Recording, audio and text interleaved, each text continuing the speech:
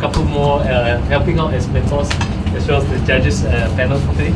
So would love to hear your experience, right? So Anthony has been previously in the private equity space, and then thereafter bought a kindergarten and grew it by 10 times, also through acquisition of 5 other kindies, and then flip it over to PE, right? So we're going to hear his journey today.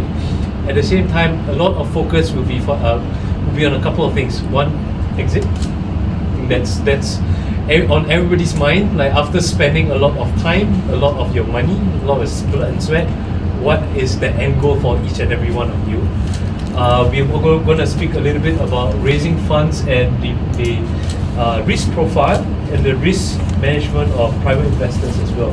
We were just chatting and texting, and not forgetting maybe your personal experiences running a kindi.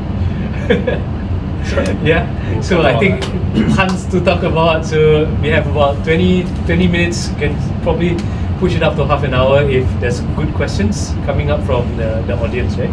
So I'm going to shut up here and perhaps ask Anthony, right?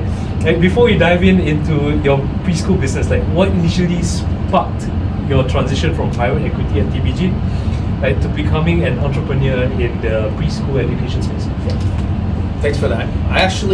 So from private equity, I spent about 12 years in hedge funds.